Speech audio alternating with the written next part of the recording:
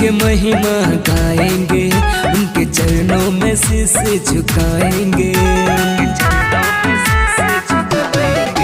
हम माई के महिमा गाएंगे, उनके चरणों में शीश झुकाएंगे। सिरवाली मैया से यही है अरमान, सबका होगा कल्याण, माई से मांगेंगे वरदान। सबका होगा कल्याण, माई से मांगेंगे वरदान।